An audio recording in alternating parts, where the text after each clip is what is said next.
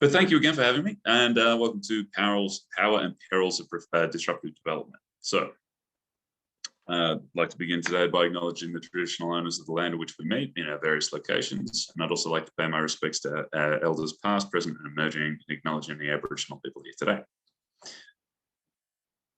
So a little bit of background on me. My background is in professional ethics, originally from the environmental management sector, and moving therefore into ethics, did a master's up at Melbourne University, went on to teach at RMIT, do a little bit of environment work now and then as well, in local government, international development through the AVID program, if anyone's familiar with that. But what we're focusing on today is mainly the power dimension of all of that, professional power. And that's the product of the book that I wrote on the topic, which took a while, which you can see on the right side of the screen there. So if someone wants to learn more about that, I'll mention it later on at the end. So disruptive technology and disruptive development. Now, we've seen plenty of examples of this over the last few years, but most emerging markets these days seem to be coming around this sort of technological innovation, right? We're seeing rampant online development. We're seeing algorithmic sort of development, artificial intelligence, so to speak. Interesting to see how the definition of that word's changed. But increasingly, developments and new markets and innovation existing markets are all focused around development. We're talking about changes on a high level or incrementally different. And, you know, we've got no shortage of examples. Drones, when this, in particular, you remember when this happened, this was really sudden, right? It went from being like military technology through to being like 2995 Dick Smith. Suddenly anyone could fly their own camera around in public. We've had social media emerge and the various implications of that. Again, a very sudden departure. It's a very sudden change of gears with that one. You remember MySpace? Yeah, probably the first real social media. IRL probably counts, but not really.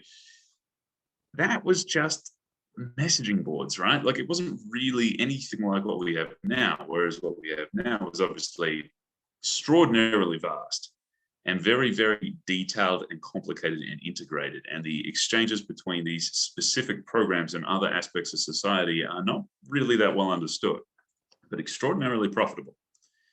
And perhaps most recently, we've got, and most alarmingly, facial recognition technology comes to mind, which, as you'll be aware, for those who aren't familiar, is essentially an algorithm that can be added, or software that can be added to any existing piece of camera technology and used to capture and track individuals' faces.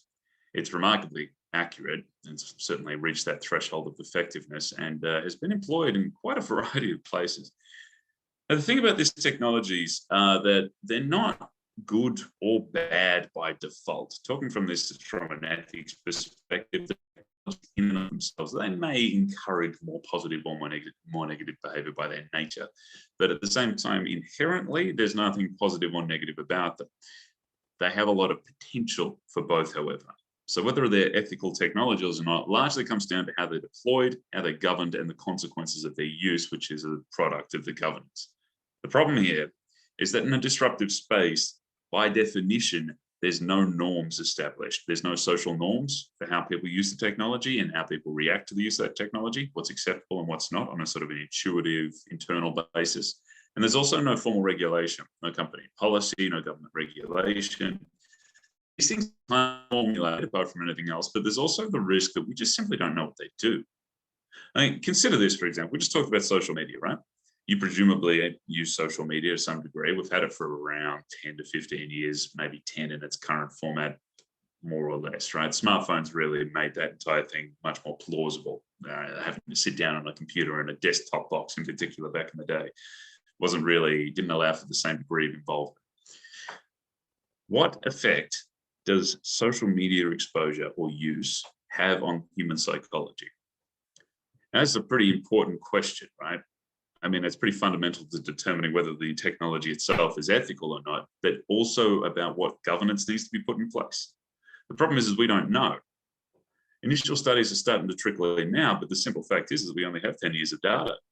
And we don't even really have 10 years of consistent data, considering the platform and its nature and its user base has changed substantially over time. I mean, if anyone's as old as I am, you remember the early days of Facebook were not like what they are now. And remember the Pirates versus Ninjas game thing, or Candy Crush was the biggest thing at the time.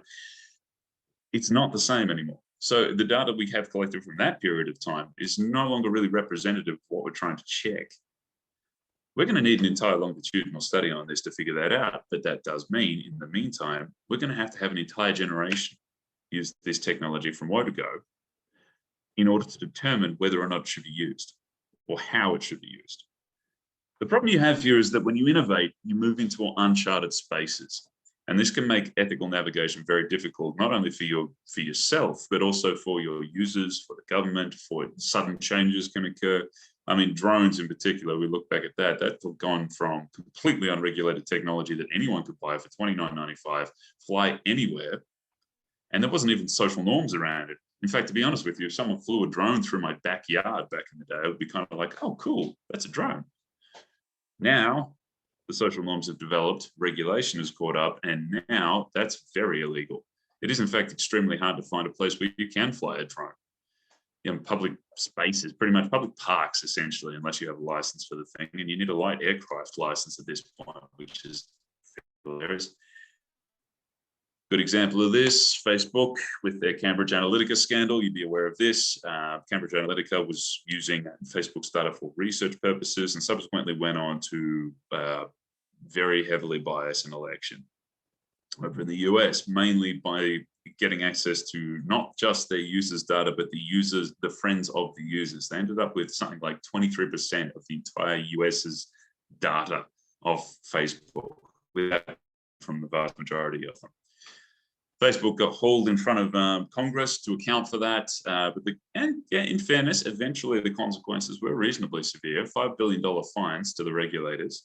But it is worth putting this into context, because that seems overwhelming, right? It seems like they put their neck out, or they weren't sufficiently diligent, if we're going to be generous, and got fined $5 billion, which is the largest fine ever levied. But Facebook's revenue in that year was $55 billion. Not exactly catastrophic. Not to mention the fine went to the company, which is what the company is designed to do, to absorb anything from individuals, meaning that Mark Zuckerberg didn't get punished for this. And if anyone's familiar with Facebook's organizational structure, Mark Zuckerberg runs that thing exclusively. He's the CEO. He's also on the board, and he has the majority of the shares, meaning that the board reports to him. He reports to no one. In other words, Mark Zuckerberg's company took a slight financial hit, and he didn't have to change a damn thing. On top of that, you may be familiar with the saying that fines are just regulation for the poor rather than for the rich. They didn't have to do anything, but Facebook didn't have to change anything. Facebook didn't get broken up. There was no actual serious systemic changes required of Facebook here. The only thing that happened was that they lost $5 billion, which again wasn't really that much in the context. I mean, $85 billion in the intervening years. And speaking of drones, this was an incident in 2015, shortly after drones became popularized, where there was sudden and very overwhelming consequences for the misuse of that technology, but at the same time, very uncertain how to react here. This guy owns a house, and his 16-year-old daughter was sunbaking in the backyard. A drone came over the fence and stopped. At which point he told it to bugger off. It didn't, because what are you going to do about it? So he went inside, got a shotgun, and blew it out of the sky, which is persuasive in this case. But at the same time, the problem that emerged here was that no one knew what to do here. What's the legal ramifications of this? On the one hand, you clearly have an invasion of privacy taking place, but at the same time, you also have a destruction of property taking place here. Because here's the question: how high above your house do you own? You don't own the airspace. Jets don't have to get your permission to cross your property. But what about just above the house? So the whole thing was unanticipated. There was no legal frameworks for it. There was no precedent for it either, because this was an entirely new scenario, right? So this fella's just found an overwhelming and immediate way of dealing with it, which, as you'll see as we go on, is always an option for your user base. So ethics are methods of ensuring that your decisions are accurate and justifiable. Good quality methodologies for making accurate and quality decisions, and hence right or wrong determined as a result. Power, on the other hand, is the means to control one's circumstances. Now, these are distinctly different, and we're not going to really spend a lot of time on the ethics of this today for a couple of reasons. One, I just want to focus on the power, it's more relevant to you, but also, as mentioning to Alex earlier on, if you're attending this session, that's usually a pretty good sign when it comes to the ethics. The people that need ethics training don't show up to sessions about ethics. So, over to you. I'd like to get a little bit of insight as to why you're here today. And feel free to use the chat just there, and it doesn't have to be extensive. Also, feel free not to share if you're comfortable about this, but something motivated you to attend today, this session specifically. And since ethics are a matter of practice rather than theory, the more I understand about why you're here, the more or where you're coming from, the more I can tailor this material to you specifically to make sure it's useful for you. Because this isn't just about me listening to myself talk. I can get that anytime. So if anyone would like to be bold, just give us an explanation of where you're coming from and why you're in the session. One of the quirks of an online teaching space, right, is it always takes people a while to respond to questions. You've got to type it, right? There's a lot of awkward silences. Oh, Alyssa. Actually, I recently got a new job teaching design and tech to secondary students. Want to feel equipped to teach them the ethics part too. Ah, fantastic, Alyssa. Brilliant stuff. Okay, great. Okay, so we're not going to spend a huge amount of time on the ethics frameworks per se today, but we are going to look at the ethics in application and making sure they work. And the thing I'll say to everyone, just in general, everyone else keep typing, is that I'll be providing my email address at the end of this, and you're more than welcome to contact me and chase up anything specific that I haven't addressed today or any implication thereof. And the slides will be sent around to everyone as well. Anyone else have something to share there? In terms of what you'd like to get out of today, or why you're here, or what interested you about this topic? What I'm going to do, actually, because it does take some time to type. If you're typing, keep typing. Don't feel like there's ever a point where we've moved on, so you can't post anything. I'm just going to keep moving with the content. I will come back to your question or your point. So please do continue to type in anything you've got there. So let's put this into context. Very simple question. Do you have the COVID Safe app installed? Interesting question. I'm not actually going to go into a huge amount of depth about that now. What I'm going to do is just preface the content we're about to go through in terms of this app. So there are two questions when it comes to disruptive technology that I generally put down in terms of good governance. The first is, can the user detect misconduct? If their data is being used incorrectly, can they know that? Can they figure it out? Is it easy to find out? Is it proactively brought to their attention, or do they have to go digging for it? And if so, what was the prompt to do so, right? Second question is that having figured out that misconduct has been occurring, can they stop it? And I don't mean ask for it to stop. I mean compel people to stop. Because if you can't answer both of these questions, then your user has no actual control over their data, which means that there is no reason for abuse not to occur or to stop if it does occur, right? There's no accountability into this mechanism. Kelly, as a consultant, I encourage disruptive technology to solve problems. I want to understand exactly what I'm suggesting. Good call, Kelly. Very good call. I do appreciate the transparency in that comment. That's a really insightful thing. Excellent. All right, and I feel like we're going to cover that specifically today. But if at any point you feel like we haven't, please do let me know, and we'll see if we can address that. So let's talk power dynamics, because essentially what we're talking about here in this dynamic is power. And there's 5 elements to that today that we're going to cover off on, some more extensively than others. The first is definition of power. Second is where power comes from, the various sources. The third is how power moves, the power dynamic specifically. Fourth is dangers of holding power, because believe it or not, there are. And the fifth is effective management options we can draw from these lessons.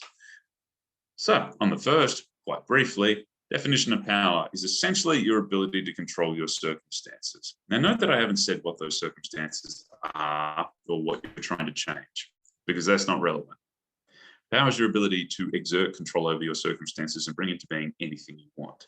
Whether or not you should, or whether or not the things you're trying to bring into being are good or not, or justifiable or not, is a question of ethics. Whether or not you can is a question of power. I'm just gonna, yep. Okay. Consequently, which some of you will have noticed at this point, is that the ability to control your circumstances is largely dependent on your ability to control the circumstances of others. Because if you think about this I know individualism is a powerful thing when it comes to motivation, right? Like rely on yourself, focus on what you can do about the problem. But the reality is that if you want to have any degree of success in life, then your success is heavily dependent on other people. At the very least, to stop them from getting in the way. Think about a professional environment, right? Even if you work for yourself, as I do, my success is still determined by dozens, hundreds of other people. If the clients don't pay me, I'm screwed.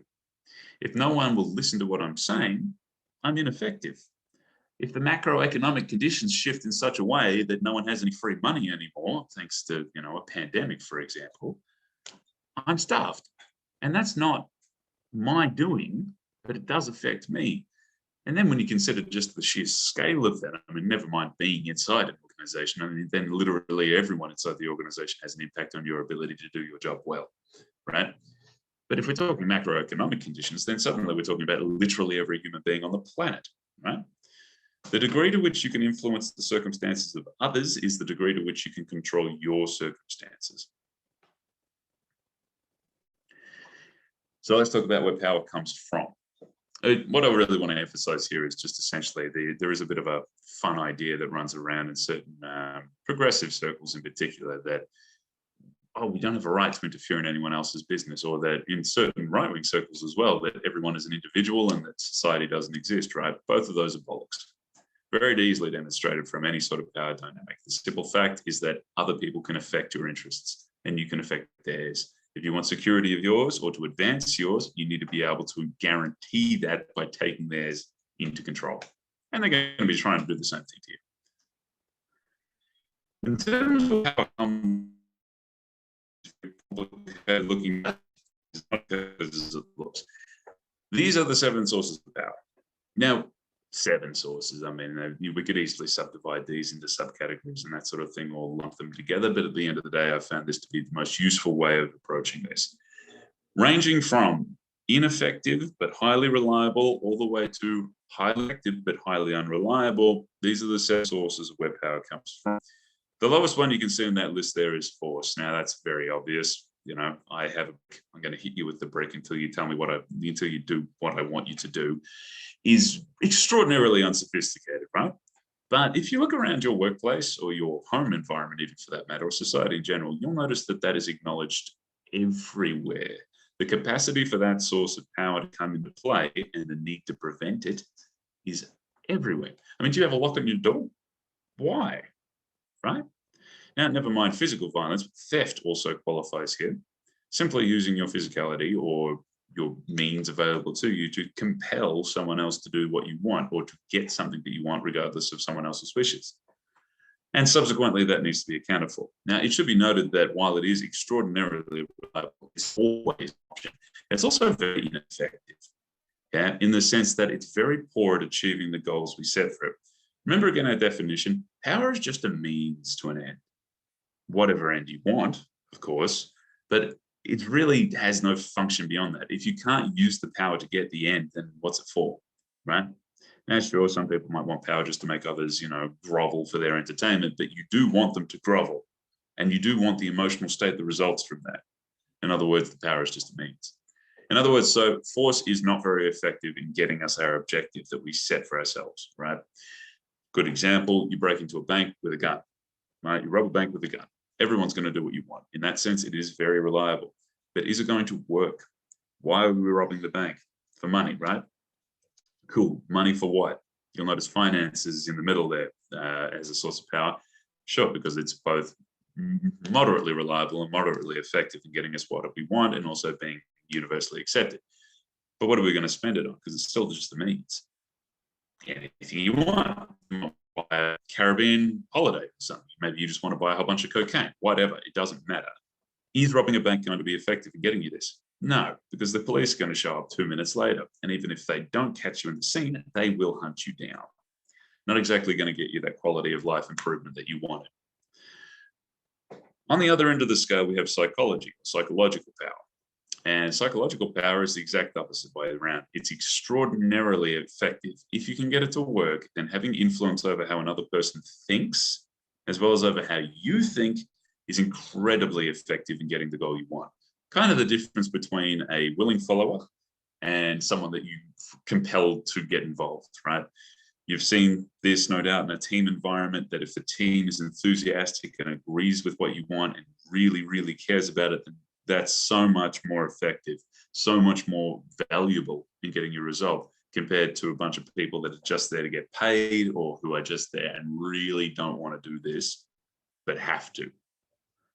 That said, it's also unbelievably unreliable. It's very, very hard to maintain. The simple fact is that all needed for you to lose psychological power over another person is for them to get bored or distracted or for something else to happen. I mean, quite seriously, I've actually seen this happen, having done a fair bit of public speaking. You're sitting there delivering what you think is it's really going well. You've got the audience is wrapped, they're focused, they're on you. It's fantastic. And then someone farts.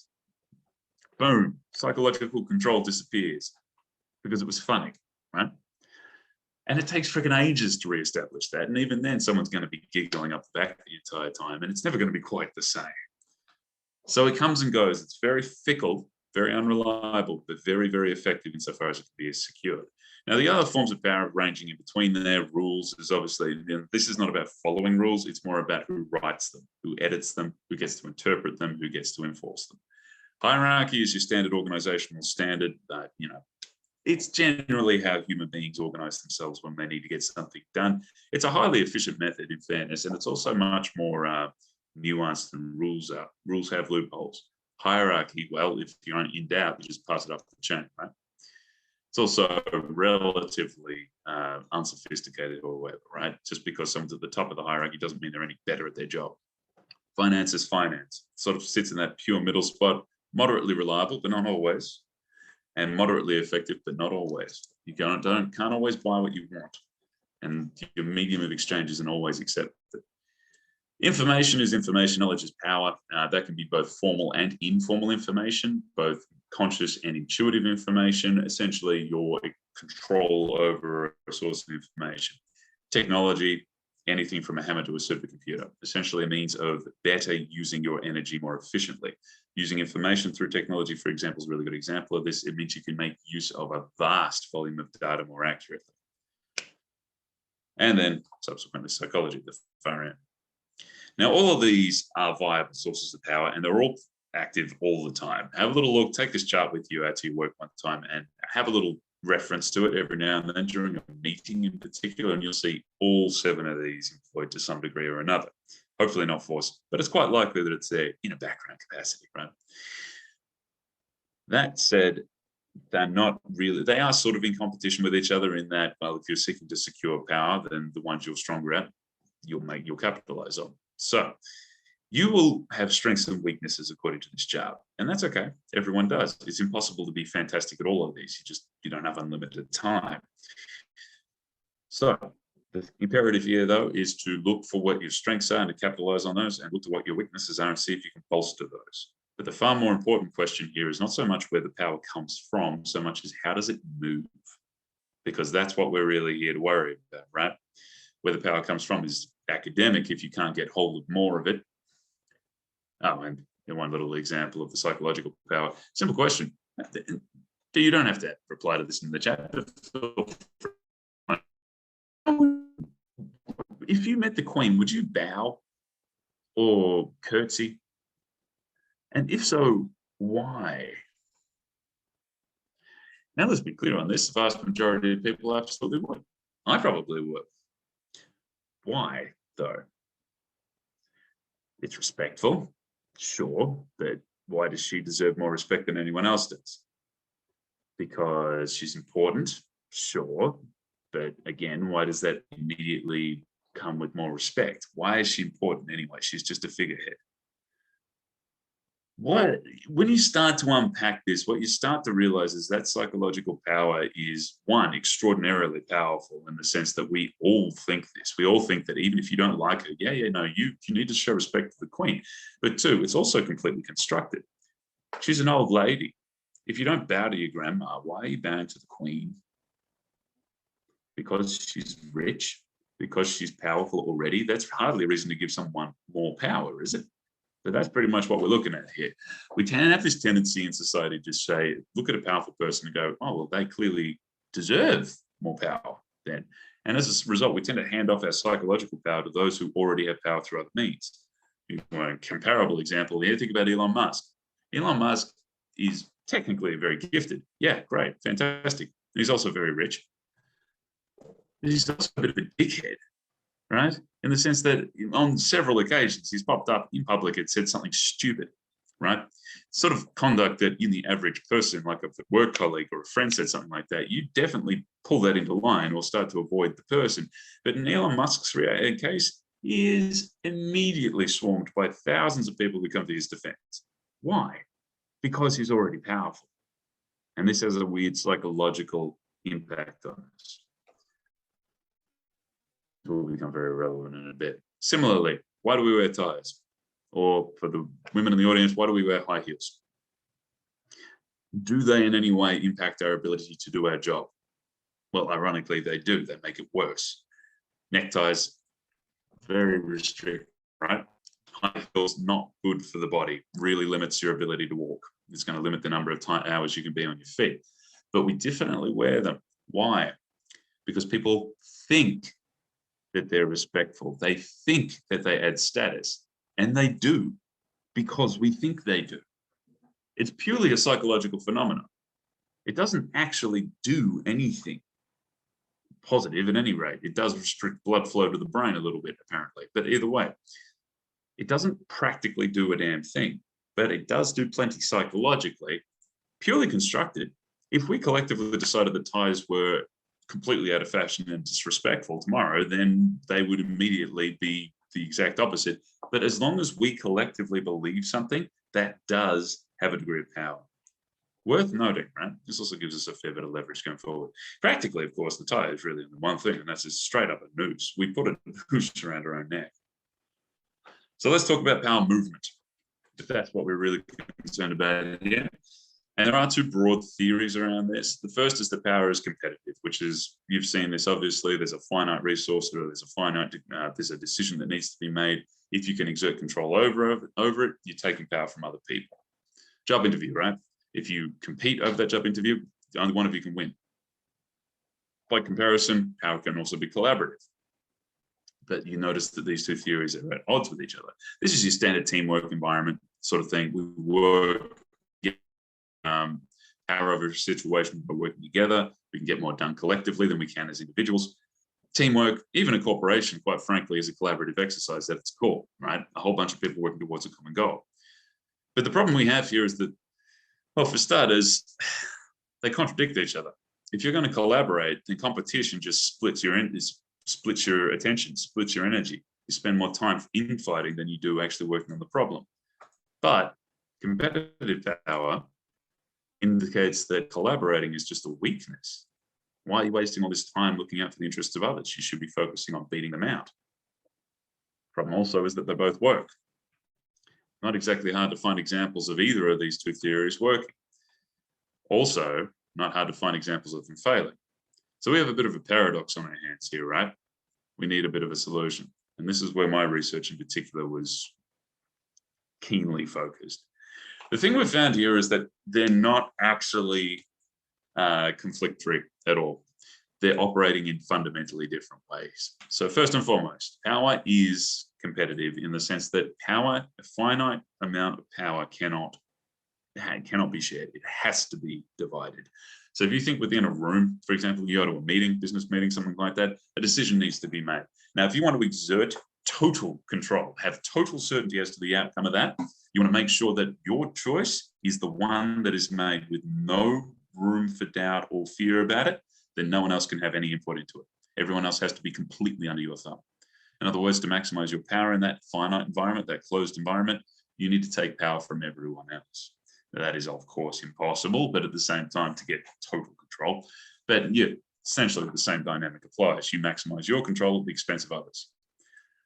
By contrast, if we go with a purely democratic environment inside a room, then you've split the power equally, which means that it's very difficult, if not impossible, for a person to gain more power and more control. It becomes purely the rule of popularity. That said, that's about the division of the power that we have. Collaboration, on the other hand, doesn't affect this. What it affects is the volume of power available over the scenario. Because bearing in mind, once again, that power is about achieving something. What you're really doing is exerting power over your circumstances, which is to say your situation as a whole. We're trying to bring a different state of being into practice, right? We want to change our situation. So what you're really exerting power over is the situation itself. The more power you have over that situation, the more likely you are to succeed. And the best way of getting more power is through collaboration, because you're bringing more people to the table, different skill sets. You remember that power pyramid we looked at before and the 7 different sources? You can't specialize in all of them. If you spend all of your time, if you spend 10 years focused on all 7 of those, then you're dividing it roughly 1 year per piece. Yeah. Whereas if one person spends 7 years focused on one of those sources, they're going to be 7 times ahead of you in that one area. It's impossible to specialize in everything. Unless, of course, you recruit other specialists. Yeah. To illustrate this in a really basic way, imagine you're at a team building event, right? And I am going to ask a question in a second, so prepare for this one. You need to get over this wall. Person A and person B need to get over that wall, but they can't. It's too high for any one of them to climb. And if you're doing this in competition, then anytime one of you starts to get up the damn thing, the other one's going to pull you down. You will not succeed in this environment. But if you collaborate, you can increase the amount of power you have over the scenario itself. Person B lifts up person A gets on top of the wall, person A then lifts person B up, and both win. Who's seeing the problem here? I mean, if we just go with this sort of illustration, then collaboration is clearly the superior way to go. You maximize the amount of power you collectively have over the situation and everyone wins. Whereas before, everyone wasted their time and fighting with each other and no one could actually succeed. So collaboration is the way to go, right? We should avoid competition, yeah? What's the problem? Why doesn't everyone just get along?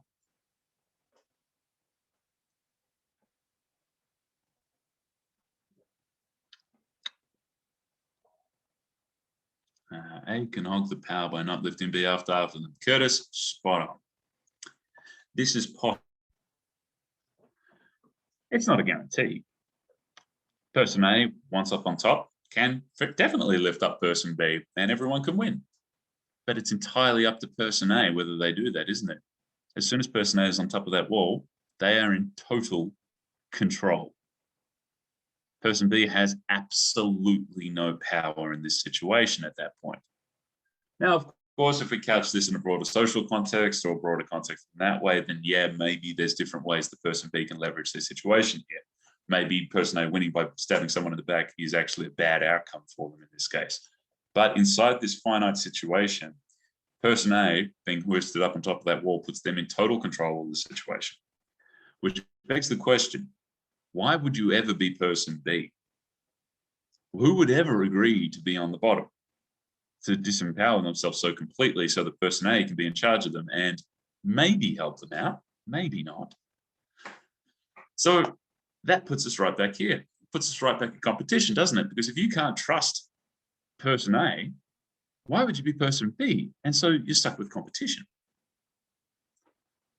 And so we see the problem. Collaborative power is definitely more effective. It's what we want here. We want to be able to work together to pool our resources and work towards common goals.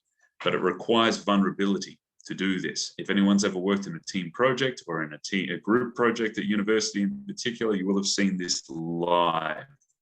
The more you trust the group, the more energy and investment you put into the group, the more vulnerable you become to members inside that group who might stab you in the back for their own benefit.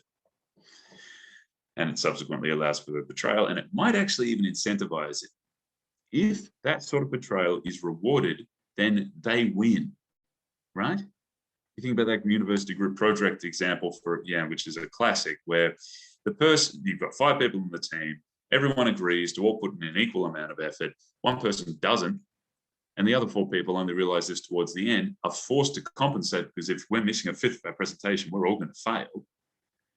4 people do the extra work while the 1 person does nothing, but they all get the same mark, which means that the person who did nothing in this situation wins. They won. There's no question of it, right? Was their conduct ethical? No. Will they be trusted going forward? Probably not. But they won. They got maximum benefit with a minimum input. Everyone else lost at their expense, but who cares? Right? You won. Now, there's obviously longer-term problems with that, but nonetheless, we need to avoid this exact situation. Maximum competitive power is far less effective, but it is also significantly safer. And you see this in that group project situation going forward, because after someone's been stabbed in the back like that with their group project, the next time around, they're not going to want to do a team project. They're going to want to do everything themselves. And so it's usually what you end up with is, on more than one occasion, I've had a group of 5 people submit 5 group reports because no one wanted to work together, because no one trusted each other, which is the most frustrating thing in the world, because paradoxically, they lose marks when they do that because they were told to work as a group and they didn't.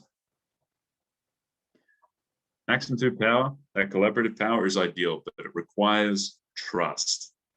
And that's a rather elusive thing to get. And this brings us to our perils of power. If power is our means of controlling our circumstances, then surely the more, and power is also competitive, then you would think that the more power you can secure, the better, right? Where's the possible downside? The more power I can secure from others through collaboration or competition, whatever, the more I personally have, the better, right? Nope. Turns out it's actually a very dangerous thing to have. Particularly through a competitive environment. The less critics can access you. There's this horrible tendency for people to preclude their critics from around themselves. And this is both intentional, as in, like, you know, CEO goes, I don't like that person's criticism of me, take them away. That's possible. But it can also happen accidentally. And this is something that you'll notice, particularly in the space of disruptive tech. Lacking critical feedback, you're going to get echo chambers. It's inevitable. They happen anyway, but the less critical feedback you have around you, the more that echo chamber is going to occur. This enables lack of information and also enables cognitive biases. In other words, it compromises the 2 things you need to do good ethics, to make good quality decisions: high quality information and rational processing of that information. And I know this is a really weird comparison to give, but like an Excel spreadsheet is just such a perfect example of this. If you have insufficient information when you're trying to put together a table or a calculation inside Excel, then the solution you're going to get isn't going to be accurate, right? Or it's going to be insufficient. On the other hand, it doesn't matter how much quality information you put into an Excel spreadsheet. If you get the calculations inside it wrong, then it's going to generate false results. And the worst part is that you might not even notice. That in turn leads to poor ethical conduct. And when it should be noted, and I know I haven't spent much time on ethics here, but it should be noted that when I say poor ethical conduct, I don't mean not being nice. I don't mean being an asshole. I mean failure. I mean you failed at your own objectives. So these are the 3 perils of power, such as it is. A concentration of power discourages accountability for the use of that power. Secondly, power tends to corrupt reason. It messes with your ability to think rationally because it stops people from being able to call out any biases in your thinking. And to be clear here, there are 188 known cognitive biases in the human mind, known to psychology. There's probably a lot more. Everyone is affected by these at all times. At all times. You cannot eliminate them from human thinking. They're far too deeply embedded. What you can do, however, is manage for them, but that requires being called out on it.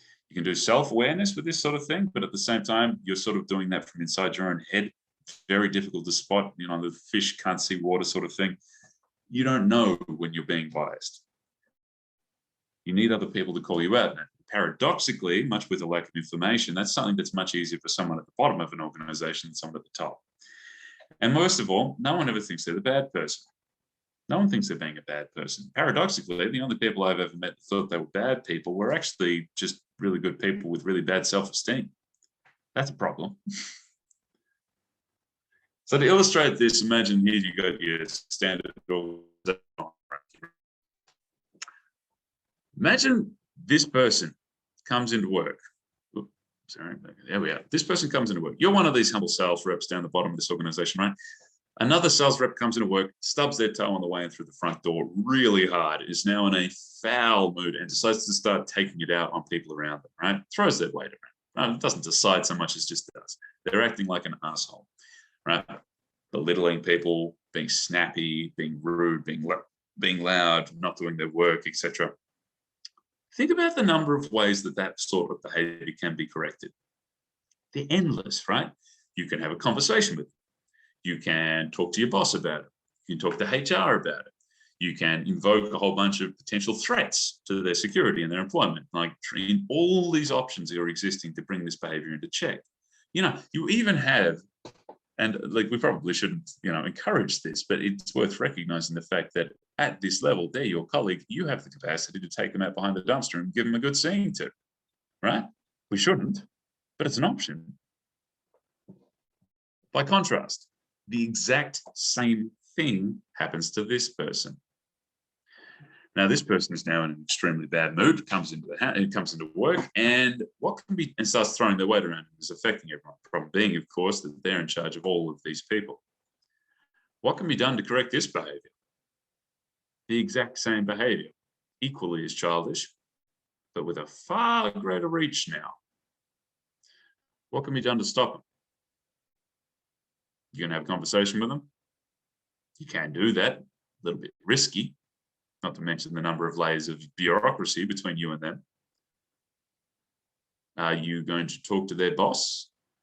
You're going to go to the CEO, jumping 4 levels of bureaucracy to go up there, 4 levels of hierarchy? Probably not. You're going to talk to HR? Sure, that seems to be an option, but who does HR work for? It's not you. And are you going to beat them up behind the dumpster? Almost certainly not, right? The point I'm making here is that the more power a person has concentrated into them, through hierarchy in this case, but through any given role, the less able people are to correct the same behavior, which means the problems can persist. And think about this. This might seem like a victory for this managing director. They get to roll into work and be as much of an asshole as they like. They can do anything they want. No doubt that feels very empowering, especially if the person's a bully. But think about what this does to their actual interests. Is that team going to function well? Are they going to see a high degree of turnover? Are they going to see costs go through the roof and revenue drop? Is that in the interests of this managing director of sales? Not to mention the fact that that sort of conflict does have a tendency to make a person miserable over a period of time, but either way. The management challenge here is clear. Trust can't be argued, it has to be proven. Staff don't use proper mechanisms because it makes them vulnerable and they can't trust the system, usually because they shouldn't trust the system. Whistleblowing laws are almost exclusively traps, right? It's not laws. Whistleblowing policies inside organizations are almost exclusively traps. Why? Because the people that they report to are the same ones they're reporting against. You're going to take it to HR and say, hey, the person that employs you and pays your wages is doing some bad stuff. Hold them accountable. Well, they're not going to do that for the same reason that you don't want to do that, because you're putting your neck on the chopping block. You go to the media and your career might as well be over. Open door policies are a far more benign version of this, in the sense that, this comment saying, my door is always open. I'm one of the team too. You can come in here and tell me anything you want anytime.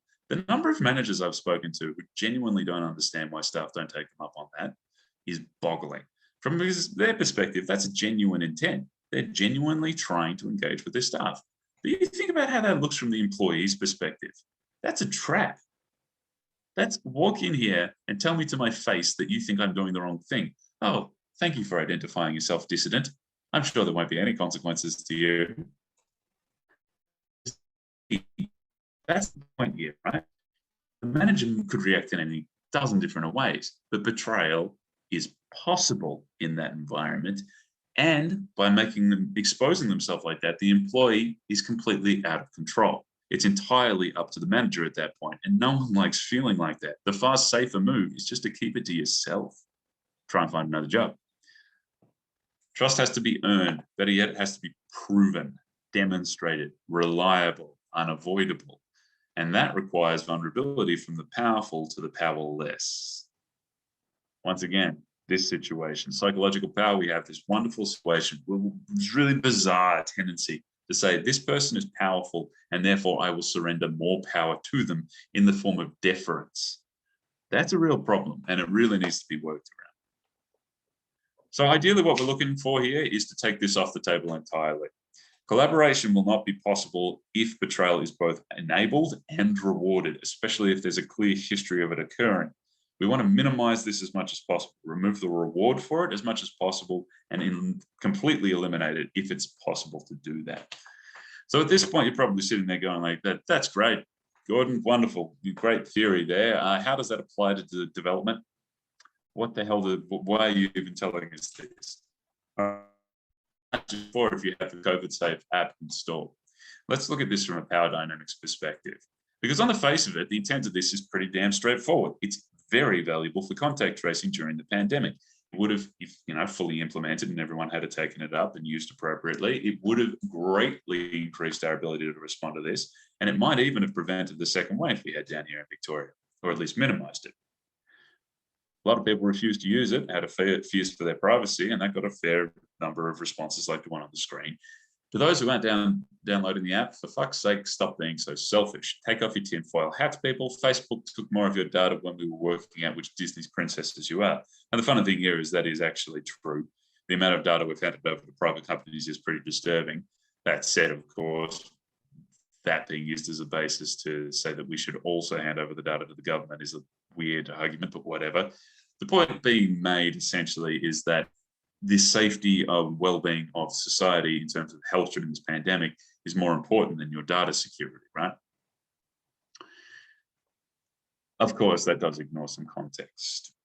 I did not download that freaking app and I never will. Why? Not because I disagree with its intentions, but because I don't trust it. Here we have Peter Dutton proposes prison for refusing to provide passwords. Essentially what our Minister was suggesting, the federal government, the same one that developed this, was laws which could result in prison time for those who failed to refuse to hand over their passwords or PINs when requested to do so by authorities.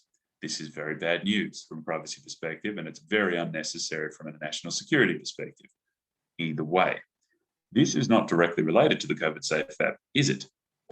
But it gives you a pretty good indication of what might happen. Because bear in mind, right now, before I download that app, I have control over whether I'm going to download the app. But if I do, then that's the equivalent of walking into the manager's office and telling them I think they're making a mistake. At that point, I hand over every skerrick of power that I have, right? Because it's then up to them entirely to decide what happens with the damn app. I can delete it, but is it gone? Is it? They've still got whatever data they gathered in the previous period of time. And while it is worth noting that they passed this app out to some, it was verified by independent groups that it wasn't malicious in its nature. But apps can be changed. They can be updated. They don't even have to ask your permission to do so. And what's the major distinction, and not to mention our data retention laws in all this period of time as well, all of which were completely bloody unnecessary, had no substantial impact on our national security, but they now have data retention and they have a warrant, incidentally. Why without a warrant? If it did have national security benefits, cool, but why do you not need a warrant? And here we have the Chief Medical Officer's advice: we need the COVID Safe app as part of the plan to save lives and save livelihoods. The more people that download this important public health app, the safer they and their families will be, the safer the community will be, and the sooner we can safely lift restrictions and go back to business and doing the things we love. Now, see, this is the thing. The justification here is good. But if people don't trust your use of it or your intentions, they're just not going to participate, which is exactly what happened, and the app subsequently failed. Also not helped by the fact that that wonderful sentiment wasn't really matched with the conduct of the Parliament at the time, with Mr. Morrison coming out saying he wants restrictions lifted quicker in Victoria. And that was in September 7th, which was about 3 days before the highest death count we had down here in our second wave. So forgive me for not really believing that he was engaging in good faith on that topic, right? In other words, we build up a bit of an environment here where the actions say one thing and the words say another. Not exactly fertile ground for trust. Good governance questions once again. Can the user detect misconduct? Nope. because the government owns the tech. I would need to have a huge amount of specific expertise to be able to understand this technology, and that's only if I got access to the back end, which I'm never going to get. Secondly, can the user compel the misconduct to stop and secure redress? No, they're the government. They write the rules. They determine what they can be prosecuted on. Unless it's a constitutional issue, I can't touch them, which is where the distinction between Facebook and the government app becomes very vivid. Corporations can be regulated. Governments can be lobbied to do it. Governments, not so much. So let's talk about what we can actually do with all of this when it comes to your specific work, because you're not a government, right? Nor are you Facebook. Power is collaborative. Therefore, we need to maximize trust. When we think about this, we're talking about a team environment, even the regulators, frankly, or clients. We need to maximize trust in order for that collaborative power to be maximized. But power is also competitive, and that is unavoidable. Therefore, we need to remove that betrayal as a rewarded option. We need to make sure that people don't have an incentive to screw each other. And that includes you screwing over your users, which I'm going to confidently say you weren't planning on doing, but it can happen accidentally. Thank you for the time check. Oh, Jesus. How much time do I have left there, Alex? It's up to you, but maybe we'll start wrapping up over the next 5 minutes, if that's okay. Yeah, no problems. Okay, so the first thing we need to do here is recognize the fact that a power imbalance does exist. It might not feel like it to you, but if you're designing, then you are exerting power over people, specifically your user base. Anyone that has less power or less technical expertise than you is already at a power disadvantage. Pretending this doesn't exist is just going to enable those perils to come into full force. You need to recognize that you do have that power over other people, and you are trying to exert that power over them. That's okay. It just needs to be managed. Value criticism. You literally cannot improve without it. And you cannot determine when you're making a mistake without it. Even if it hurts, unfortunately, that is the case. A lot of the time, getting that criticism is extremely unpleasant, all the more valuable for it. Self-care is important, but cutting off those sources of criticism is not a good idea. And we need to earn trust, not just ask for it, we need to earn it. Consistent, reliable, respect, and inclusion is a good way of doing this, particularly when things go wrong. And a good illustration of a methodology to do this is user-based design, actively involving potential future users in the design process to create the design. But even this can be improved upon, and that comes in the form of participatory design. Now, the key distinction between these two things, while this approach seeks input from future user groups, that all still gets funneled through the design researcher. This, by contrast, is having all of those people at the table actively with an equal footing to the designer. Now, this is a nightmare from the designer's perspective, right? You've got, what, in this case, 6 unqualified people trying to give you technical input. But you've got to recognize where their value is. These people are expert users. You're not. And I could give you an endless list of products that were well-intentioned, failed utterly because they didn't understand how their users were going to engage with the product. Look up the Juicero, incidentally, hilarious. And Lawn Darts is another one, slightly less hilarious. But that's managing downwards. That's when you have more power than the other people involved. Juicero, Curtis, oh my God, that thing is hilarious. Anyway, psychological power, the best means of dealing with someone that's more powerful than you are. You need to understand the motivations, needs, and interests of those who have a degree of influence over you, because this provides you leverage. Psychological power is remarkably effective, but it's also very poorly understood in the vast majority of cases. Now, a lot of conflict resolution material around this, a lot of tactical empathy is a good one to look up. Very powerful tool in terms of understanding another person's perspective as a means of changing their perspective. Not agreeing with the distinction between empathy and sympathy, not the same thing. Document the hell out of everything. I cannot overemphasize this. Informational power and technological power give you a huge advantage over people that tend to have more power than you. They won't anticipate being held to account. Document everything. And kill your demons and your angels. They're just people. Powerful people are just people. When you sort of conceptualize them as greater beings than you, either for good or for bad. Like, I mean, Elon Musk cuts both ways, frankly. People turn him into like an archangel of like, oh my God, he's amazing. He's going to take us to Mars. Or that he's the literal devil and he must be destroyed. It's ridiculous. All you're doing there is handing psychological power over to the person. You're turning them into an other. You're turning them into this untouchable creature. They're just dudes. Well, they're just people. He's a dude. Sorry to gender that. Remember, this is what we're aiming for. This is always possible, but it needs to be reduced. It needs to be proactively reduced. When it comes to development, that means making sure that if there is a way for you to screw to your users, it needs to be taken off the table, and your users need to know that, right? You need to make sure there are ways for you to find out if there is a problem with your development, with your design.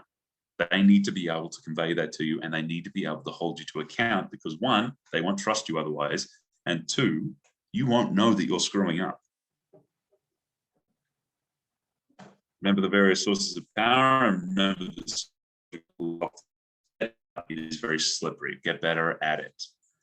Remember again, why do you bow to the Queen? Very distressing question to answer, but an important one to consider. And finally, these two questions for good governance. Can the user detect misconduct? If they can't, how are they going to know when things are going wrong? How are they going to convey that to you? And can the user compel the conduct to stop and also secure redress? Because if they can't, again, they're definitely not going to trust you. Nothing worse than finding out you're being screwed over and not being able to do anything about it.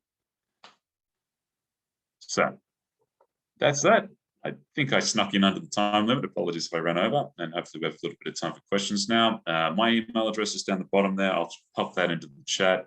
If anyone would like to learn more about anything I do, or just like to talk about something applied on a personal level, this isn't really the format for it, obviously, but please do ask some questions now. But feel free to email me, and we can have a conversation in a confidential environment. And I'll also paste in the link for my book, because of course I will. I'm a horrible little capitalist. But apart from that, thank you very much for your time, and I hope you enjoyed. Does anyone have any questions? Thanks very much, Gordon. If anyone's got any questions or thoughts, if they want to add them to the chat.